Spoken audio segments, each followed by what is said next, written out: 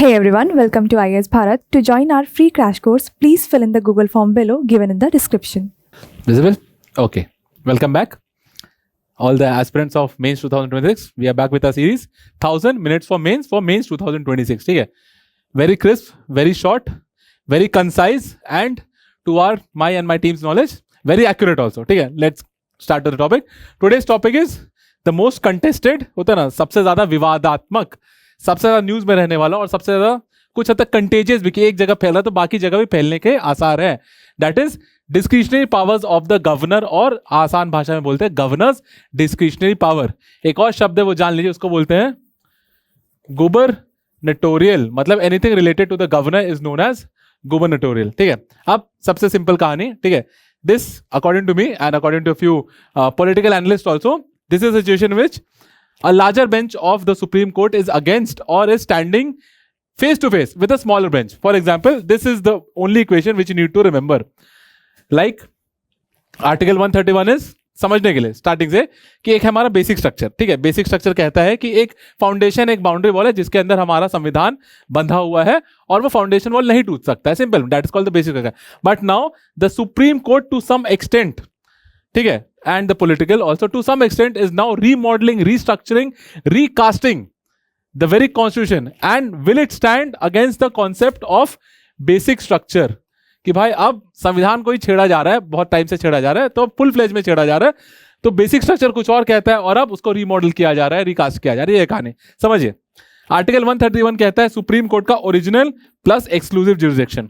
Article 141 कहता है जो भी सुप्रीम कोर्ट का अभी तक का जजमेंट होगा वो पूरे इंडिया के बाउंड्री में विद इन माना जाएगा. आर्टिकल 142 कहता है सुप्रीम कोर्ट या हाई कोर्ट अपने कंप्लीट जस्टिस का फॉर्मूला लगा सकता है. मतलब they can go out of the way to ensure complete justice. ये तीन एक साइड है और उसके साथ खड़ा है अलग से एक नया आर्टिकल नया नहीं, मतलब article 143 which refers to PR, presidential reference, sorry PF, presidential reference. अब ये तीन आर्टिकल मिला के कुछ और कह रहे हैं और प्रेसिडेंशियल रेफरेंस कुछ और कह रहा है. And according to convention precedence, ठीक है, दीज आर द जजमेंट्स. समझिएगा आगे कहानी से. These are the judgments and this is just advisory jurisdiction. अब बताइए विच इज और which according to the law of the land holds more ground. किसकी संवैधानिक वैधता, कॉन्स्टिट्यूशनल मैंडेट वैलिडिटी ज्यादा होगी, एक सुप्रीम कोर्ट के जजमेंट की या एक सुप्रीम कोर्ट के एडवाइजरी जुरिसडिक्शन की. And mind you this is just an advisory jurisdiction in the case, meaning कि प्रेसिडेंट को जब कोई डाउट होता है regarding question of the law वो सुप्रीम कोर्ट से पूछ सकता है और सुप्रीम कोर्ट के पास पूरा हक है कि वो मना कर सकता है अपना एडवाइस देने से. और जो एडवाइस प्रेसिडेंट को दिया गया है, प्रेसिडेंट साहेब या साहिबा, अभी साहिबा है, वो भी चाहे तो वो एडवाइस नहीं मानेंगे. मतलब this in any clause is not at all binding. It is just advisory in nature. Now something which is advisory in nature is overpowering and overplaying a divisional bench of Supreme Court. यहाँ जो advisory jurisdiction है ये constitutional bench में है, मतलब यहाँ 5 जजेस थे और डिविजनल बेंच में बस 2 जजेस थे. ठीक है. ये थी बेसिक कहानी, होता है ना मसाला. अब कहानी समझिए. कहानी ये है state of Tamil Nadu versus governor of Tamil Nadu. ठीक है. State of Tamil Nadu versus governor of Tamil Nadu. तो मतलब it's opposition ruling party state. ठीक है, समझ में है. ऑपोजिशन रूलिंग पार्टी स्टेट्स में एक परंपरा चली आ रही है कि वहां के जो गवर्नर है वो बहुत हद तक बिल रोक देते हैं. तो governor usually stops the bills. ठीक है, due to various reasons, not so much publicly domain में उतना नॉलेज नहीं है, पर वो रोक देते हैं. तो फिर तमिलनाडु वाले लोग क्या किए, वो supreme court Tamil Nadu plus Kerala plus West Bengal and other states also जहां ऑपोजिशन पार्टी रूल करती है, वो सुप्रीम कोर्ट पहुंच गए. और फिर सुप्रीम कोर्ट के डिविजनल बेंच ने, डिविजनल बेंच का मतलब है दो जजेस ने मिलकर जजमेंट दिया है कुछ. ठीक है. अब ये जो भी जजमेंट दिया जो हम अच्छे से डिस्कस करेंगे, ये with in 7 months, I won't say over rule किया गया, क्योंकि एक और जजमेंट नहीं आया, but with in 7 months 10-12 days supreme court के ही एडवाइजरी जुरिसडिक्शन ने इसको कुछ हद तक दबा दिया है. ये है कहानी कि सोचिए सुप्रीम कोर्ट के अंदर 7 months से कुछ टाइम ज्यादा में ही अपने ही जजमेंट को एडवाइजरी जुरिसडिक्शन के सहित या using the help of advisory jurisdiction रोका जा रहा है. तो this is a tussle between the centre and the state and the supreme court also a judgment versus the advisory jurisdiction. अब पूरी कहानी समझ में आ गई ना. अब देखो होता क्या है. तमिलनाडु के पहुंच गए सुप्रीम कोर्ट की भाई रफली according to data there were 10 bills that were pending for the sign of honourable governor of Tamil Nadu at that time he was mister Ravi, ठीक है. और there is no other chance, मतलब संविधान में और कोई तरीका ही नहीं दिया है बिल को पास कराने का without the consent of the governor, ठीक है. मतलब if not governor the president, मतलब और कोई तरीका ही नहीं है. It's just a one way street. तो अब गवर्नर साहब अपने पास बिल रोक के रख लेते थे. एक क्लॉज है, आगे हम देखेंगे भी, कि अगर बिल को वो रिकंसिडर करने भेज दें तो विद इन 1 month ही हैज टू, मतलब the next time when the state repasses the bill तो he has to sign and push it forward. But what he used to do is कि नहीं, अब वो सेकंड टाइम में ना president के पास लेके चल जाते थे. And everything leads to delay delay delay and to some extent indefinite delay, which is also to some extent known as constitution silencing या फिर कॉन्स्टिट्यूशन साइलेंस. क्योंकि कोई टाइमलाइन डिफाइन नहीं किया गया भाई कि कब तक गवर्नर को या इन दिस केस प्रेसिडेंट को भी कब तक बिल देना है, कुछ नहीं डिफाइन किया गया, ठीक है. वो 2 डिविजनल बेंचेस का जजेस का नाम था, if you are interested, justice JB Pardiwala and R Madhavan, ठीक है. अब जब उनके पास ये केस गया कि भाई 10 बिल पड़े हुए हैं, ठीक है, and Tamil Nadu to some extent is doing better than the northern states of north India, ठीक है. तो उनका बाकी जो भी आप इकोनॉमिक डेटा वेटा देखते हैं उसमें अच्छा है. तो those bills might have some meaning irrespective of that. When these 2 judges, ठीक है, saw this, they gave a novel concept, a very novel concept, that is the doctrine of deemed legislation. Doctrine of deemed legislation. Wait, I'll write it in a new page, ठीक है. 2 judges of Supreme Court, they gave a doctrine of deemed legislation. मतलब it is deemed that due to uncertain delay, indefinite delay, माना जा रहा है कि bill pass हो गया. इसी को बोलते हैं डॉक्ट्रिन ऑफ डीम्ड लेजिस्लेशन. पर संविधान में ऐसा कुछ दिया नहीं है. यही आगे एडवाइस जुडिशरी में बोला जाएगा कि संविधान में ऐसा कुछ बिल्कुल भी दिया गया नहीं है. And supreme court use the powers of 140, that is complete justice, ठीक है. मतलब if you listen it is absolutely logical कि भाई हाँ कंप्लीट जस्टिस की बात हो रही है, 10 बिल पेंडिंग है तो क्या ही गलत है, पास कर दो, ठीक है.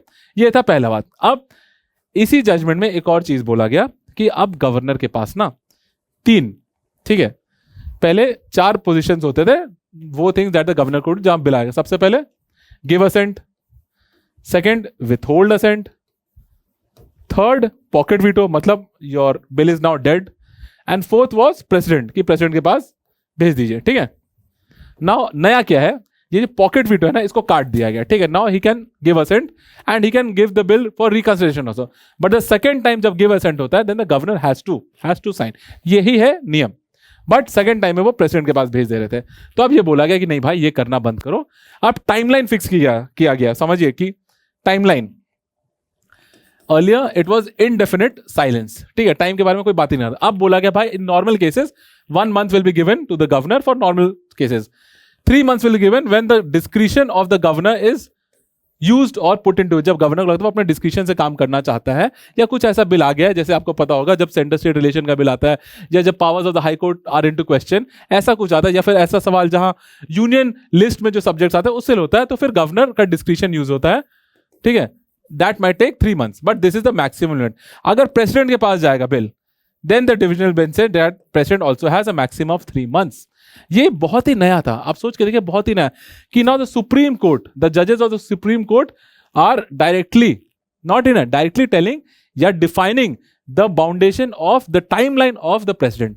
ये हुआ, ठीक है. फिक्स टाइमलाइन कर दिया गया कि 1 महीना अगर नॉर्मल केस है, पर अगर डिस्क्रिशनरी केस है तो फिर 3 महीना जाएगा, और प्रेसिडेंट के लिए यही होगा कब, 3 महीना मैक्सिमम. सोचिए प्रेसिडेंट को बोल दिया गया है अंडर आर्टिकल 201, जब गवर्नर ऐसे रिजर्व करता है बिल, तब दिस वॉज समथिंग न्यू. इसके बाद एक और चीज बोल दिया गया सुप्रीम कोर्ट का कि नहीं, जब प्रेसिडेंट के पास बिल जाएगा ना, when the governor reserves the bill for the president, तो president shall not seek the advice of union council of ministers, ठीक है, shall not seek, it shall seek the advice of supreme court itself. कि मतलब आप सोच के देखो, constitutionally valid है कि भाई president has to work on the aid and advice of the council of ministers, but इस जजमेंट ने कहा गया कि भाई नहीं, when a bill that is reserved by the governor for the president, नहीं, तब सुप्रीम कोर्ट का एडवाइस लिया जाए, which is very new, very novel, but in the end it was all struck down through an advisory judgment. और एक और चीज बोला गया था कि भाई घुमा के काम नहीं करना होता ना, doctrine of colourable legislation which cannot be done directly, shall not and can not be done indirectly also. मतलब the idea is to delay the bills. Idea है कि बिल्स को डिले करना है. तो पहली बार में गवर्नर खुद से पूरा ट्राई कर लेते हैं. जब बिल वापस से घूम के आता है तो वो प्रेसिडेंट के पास भेज देते. नहीं, अगर प्रेसिडेंट के पास भेजना है तो पहली बार भेजना, ये भी बोल दिया गया था. अब जब ये सब हुआ तो भाई for the first time the president was also in a time bound manner. तो फिर our very own president Draupadi Murmu, what she did was she invoked article 143, that is advisory jurisdiction. ठीक है. In this she asked 14 questions and I'm telling you again, whatever she asked, it was not bound that the Supreme Court would give an answer, and whatever the recommendation of the Supreme Court or advice of the Supreme Court जो होता, that was also not bound on the president. ठीक है, ये पहले clear कर देना. ठीक है. तो 14 questions भेजा गया by our very own president to the Supreme Court, and this was the 16th presidential reference. ठीक है, 16 बार ऐसे किया जा चुका है. तो ये 16th, अगर आपको याद होगा जो थर्ड जजेस बेंच था ना, विच थर्ड जजेस केस विच डिफाइंड और set the standard for collegium system, that was also a presidential reference. Just telling you, that was also presidential reference. ठीक है. अब प्रेसिडेंशियल रेफरेंस क्या, according to article 143 president reference होता है, and both the president and also the supreme court both are not bound by either answering और by listening to the whatever the recommendations are. अब जब president ने ये किया and it was a question of law, whenever the question of law arises, तो divisional bench नहीं कर सकता. It has to be done by constitutional bench. Now article 145 clause 3 says constitutional bench. Constitutional bench का मतलब होता है minimum 5 members, and again constitutional bench बैठाया गया, बनाया गया, which was headed by that time chief justice of India mister Gavai. ठीक है. ही हेडेड दिस एडवाइजरी जुरिडिक्शन वाला पार्ट, बस बोलने के लिए. ठीक है. अब सिंपल में जो भी पुराना डिविजनल बेंच ने कहा उसको ऑलमोस्ट होता है ना नलिफाई कर दिया गया, but the tussle is now, होता है ना, एक लीगल लूपहोल को खोल दिया गया है कि by can an advisory jurisdiction, जो कि एक जजमेंट नहीं है, it just has according to supreme court itself an advisory jurisdiction. ठीक है. An advisory jurisdiction just has persuasive value. मतलब this persuasive value is of great extent, ये माना जा सकता है, but still it is below, this is always below judgment का value. ये सुप्रीम कोर्ट ने कहा है कि भाई judgment has a value because according to 141 जो भी जजमेंट आ चुका है उसको सारे इंडिया में मानना पड़ेगा. तो पर अब जो एडवाइजरी जुरिडिक्शन था उसमें बोला गया सबसे पहला बात कि जो क्वेश्चन ऑफ लॉ है उसमें 5 जजेस में बैठा कि most important there is no timeline, we can not make the president bound by timeline. सीधा बोला गया भाई टाइमलाइन का कुछ नहीं है. सेकंड, गवर्नर, ये इंपॉर्टेंट चीज बोला गया which is against the earlier judgment of Shamsher Singh case. ठीक है. एक शमशेर सिंह केस हुआ था, उसमें बोला गया था, डायरेक्टली बोला गया था कि governor is bound by the aid and advice of the council of ministers at the state level. Again, I'm repeating. According to Shamsher Singh case, it was said that governor is bound by the aid and advice of the council of ministers at the state level. But in this presidential reference, it was said कि नहीं, governor is not always bound by the aid and advice of the constitution of the council of ministers. क्यों? क्योंकि जो bills आ रहे हैं, ठीक है, state legislature, state legislative assembly जो भी बिल पास कर रहा है, फॉर एग्जाम्पल, ठीक है, अगर governor is bound by him तो फिर there is no need of the governor itself. अगर गवर्नर बाउंड है बाय द एडवाइस तो वो साइन करके आगे भेज देगा. तो what is the meaning of discretionary powers, what is the idea of having a governor to protect the system. तो फिर इस जजमेंट में बोला गया, प्रेसिडेंशियल रेफरेंस में बोला गया है कि नहीं, usually governor is bound, but in certain cases where the discretion of the governor is there, then in those cases, especially in the cases of bills, in those cases कि भाई governor need not have the advice of the council of ministers. ठीक है. और वो भी clear कर दिया गया कि भाई अगर प्रेसिडेंट के पास जाएगा कोई भी बिल तो सुप्रीम कोर्ट का एडवाइस नहीं चाहिए, president will seek the advice of the council of ministers at the union level. ठीक है. That was it. नहीं, अगेन कोर्ट्स ने एक और चीज बताया कि डीम्ड असेंट, जो अच्छा शब्द चल रहा था ना, is unconstitutional. The word deemed assent, कि अगर bills, if bills are being indefinitely delayed, that means using the power of article 142 the divisional bench said कि deemed assent हो जाएगा, but the presidential reference bench said कि नहीं, deemed assent is unconstitutional, as simple as that. कि बोल दिया गया कि courts cannot impose judicially enforced timelines. अगर टाइमलाइन ही नहीं है तो फिर भाई there is no concept of indefinite delay, तो फिर डीम्ड असेंट नहीं होगा. ठीक है. Has no constitutional basis. But होता है ना, प्रिकॉशनरी प्रिंसिपल पे एक नोट भी दे दिया गया कि prolonged unexplained and indefinite inaction, again I am repeating, prolonged unexplained and indefinite inaction remains justiciable. Courts में डायरेक्ट द गवर्नर कि आप काम क्यों नहीं कर रहे हैं, we know there is not a definite timeline but you have to work, ये बोला भी जाएगा, ठीक है। अब इन सब के बाद बाकी articles which you should know, article 163, 2-3 और आर्टिकल है इससे। The governor normally acts on the aid and advice of council of ministers, but in certain cases, ठीक है, other cases also he has to advice या he has to work और act on his own discretion, he has to work on his own. यही कहता है article 163 कि normally council of ministers का सुनेंगे पर कभी कभी जब जरूरत पड़ेगी तो अपने डिस्क्रिशन पे भी काम करेंगे। फिर आर्टिकल 200 कहता है सिंपल, ग्रांट असेंट, भाई जो भी जब बिल आएगा गवर्नर के पास क्या क्या पावर्स रहेगा, grant assent, withhold assent, but now first was grant assent, that is still there, now is withhold assent. Pocket veto has officially been deleted, ठीक है, officially been deleted, but it has been indirectly added because withhold assent अगर करेंगे तो एक concept आ गया है, there is withhold assent का मतलब है if you are withholding assent you have to very fast tell the state legislative assembly कि भाई कुछ दिक्कत है उसको ठीक करो, but there is no timeline mentioned.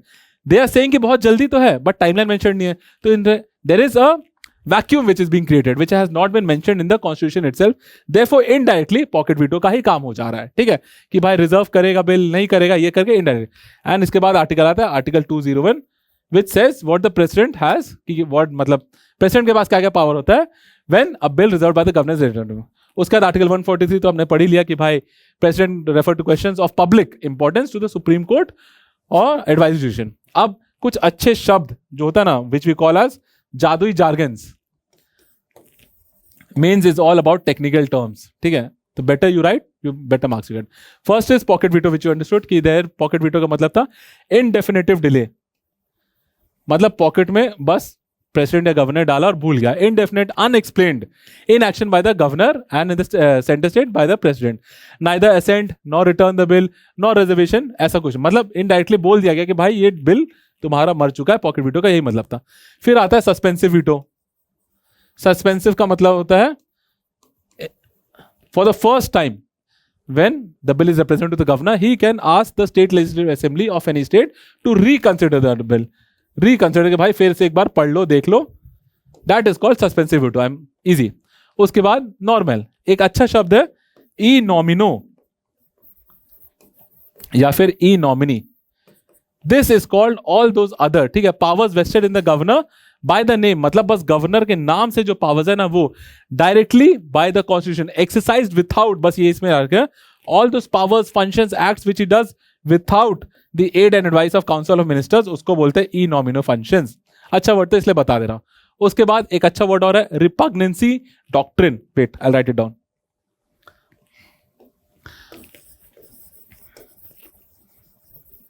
Repugnancy doctrine, as the name suggests, what does it mean? The basis on which governors sometimes justify reserving the bill for the president, ठीक है, reserving state bills as conflicting with central legislation, undermining the power of high court, यही सब आता है। या फिर जब union list में कुछ सब्जेक्ट्स है उसमें छेड़ बदल किया जा रहा है बाय द स्टेट, तो फिर जब वो रोकता है ना बिल को तो उसी को बोलते हैं रिपग्नेंस है, यानी रिपग्नेंस डॉक्ट्रिन, सिंपल। उसके बाद एडवाइजरी जुडिशन तो आपको पता है, प्रेसिडेंशियल रेफरेंस भी आपको पता चल ही चुका होगा। Article 141 is also important.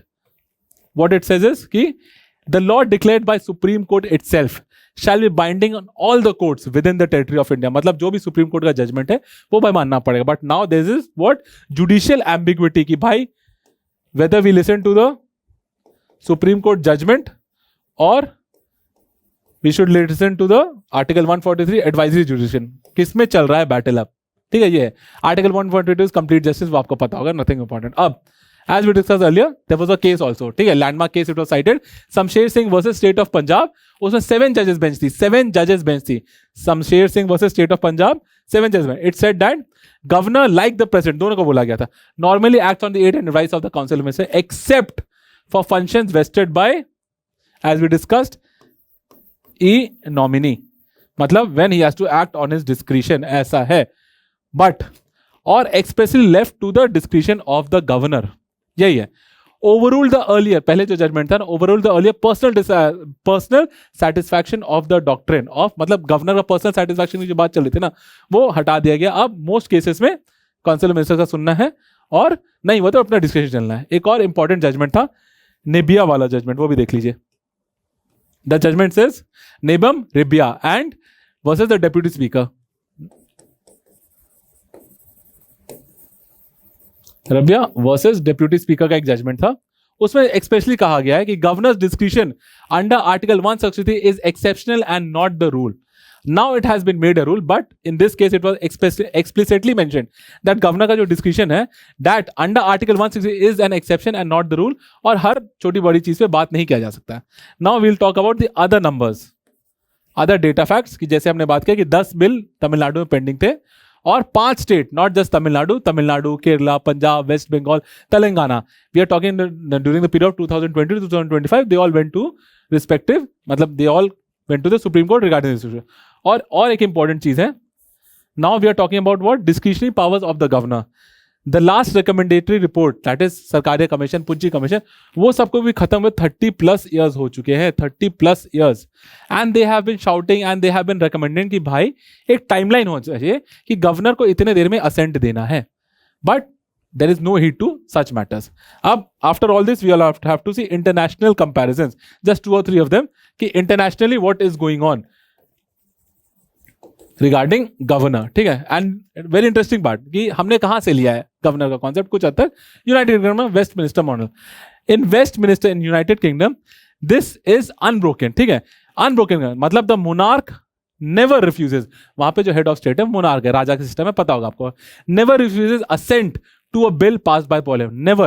It has only been done one in 1708. We are talking about United Kingdom. In 1708, the last refusal was in 1708. Queen Anne करके थे, स्कॉटिश मिल है, ठीक है, सोचिए. और इंडिया में बात बात पे हम यूज करते रहते हैं, जहां से हमने सीखा है वहीं पे ये यूज नहीं किया जा रहा, पर हम कर रहे हैं. Next is again Australia, this was UK. Next is Australia. Australia में भी आपको जान के हैरानी की सिर्फ एक बार, ठीक है, इन 1975, नॉट रिसेंटली ऑल्सो, 1975, ठीक है, गवर्नर जनरल, वहां के गवर्नर जनरल कौन सा सर, नाम इज जॉन कर, डिसमिस्ड. प्राइम मिनिस्टर वहां के उस टाइम जो प्राइम मिनिस्टर विल्थहैम करके नाम था, हिज वाज नेम, मतलब द गवर्नर, ठीक है, सर जॉन कर डिसमिस्ड विल्थहैम यूजिंग रिजर्व पावर. वहां पे डिस्क्रिशनरी पावर को रिजर्व पावर बोला जाता है. उसके बाद से कभी नहीं हुआ, not excise on ministerial advice, he did it on his own. और उसके बाद से ये कभी नहीं किया जाता है. That also once. Canada, again Canada also, वहां पे भी लेफ्टिनेंट गवर्नर, ल्यूटेनेंट गवर्नर जो बोलते हैं, must assent the bills. There is no convention, by convention they can not refuse, but it is only in the case of India that is refusing. USA में governor का ऐसा concept नहीं होता है, तो we can not discuss it. USA में usually जो governor होते हैं वहां स्टेट्स के, that they are also directly elected, not important. ठीक है, अब बोथ साइड्स का आर्ग्यूमेंट आपने सुन लिया. ठीक है, the major argument is whether an unelected होता है ना, गवर्नर इज व्हाट, नॉमिनेटेड, और we can say unelected versus state legislative assembly that is elected, that is the democracy, we the people. तो मेन टसल यहां आ जा रहा है कि एक unelected individual is undermining the needs of the democracy, is undermining the elected representatives. बस ये है, सोचो कैसा हो रहा है. ठीक है, सेकेंड इज दोनों साइड का देखो, पर डीम्ड असेंट भी कुछ हद तक बोलना कि those who are in favour of the deemed assent part, that is what, that is judicial supremacy is coming to, judicial overreach की भाई जो संविधान में मेंशन्ड ही नहीं है. ठीक है, what is the power of supreme court और द जजेस, दे कैन इंटरप्रेट एक्ट्स, ठीक है, but they can not interpret bills. जब तक एक बिल है they can not do anything. Once a bill becomes an act, now it is under the purview of the courts that they can say whether it's constitutional और not. तो भाई कुछ बोला ही नहीं गया, उसमें डीम्ड असेंट दे दिया गया, तो that is also overreaching. ठीक है, दैट इज नॉर्मल. अब last is what can be done before that. Challenges क्या है कि so much is happening, what are the challenges. Challenges तो the summary is the challenge. First challenge is politicization of the office of the governor. Like now more heated debates are going on ki of the main role of a facilitator hota hai na, agent of the state, agent of the center in the state, theek hai that, but now it is being politicized, it is being used to undermine things, to create a blockage for the state government. theek hai, expanding discretion of the jo nahi bhi tha. sochiye earlier governor used to delay the bills. ठीक है, now governor is first delaying the bills, and again when their second pass he's using the president also. So this is also unprecedented. The governor का discretionary power expand होना चालू हो रहा है. Second challenge is there is now indirect pocket veto. पहले भी pocket veto था, nothing new, but now there is indirect pocket veto. होता है ना, first is explicit mention, now it is implicitly mentioned, but both time it is there. Again, as we discussed, doctrine of colorable legislation, what cannot be done directly cannot and shall not be done indirectly. This case कि भाई governor directly अगर bill नहीं रोक पा रहा तो president के through indirectly नहीं रोक सकता है. यही है most seated debate is elected versus nominated, कि भाई एक साइड इलेक्टेड है एक साइड नॉमिनेटेड है, चलेगी किसकी, ठीक है. एंड उससे भी ज्यादा Supreme Court within itself, whether Supreme Court judgment is overruling, overpowering everyone, or Supreme Court advisory is overruling and overpowering. And last, we'll discuss what is way forward. See, this is a topic which is ever evolving. तो उसमें way forward का concept थोड़ा कम हो जाता है, ठीक है. What we can least say is, according to Sarkaria Commission and according to Punchi Commission, ठीक है, both have given their recommendations that the bill should be passed in roughly 3 or 4 months. ठीक है, बोथ का इतना ही है, किसी ने 3 का है किसी ने 4 का, but both have recommended कि gubernatorial action like all the action related to the governor should be taken within time bound time framed manner and ambiguity का concept कम होना चाहिए. इतना ही था,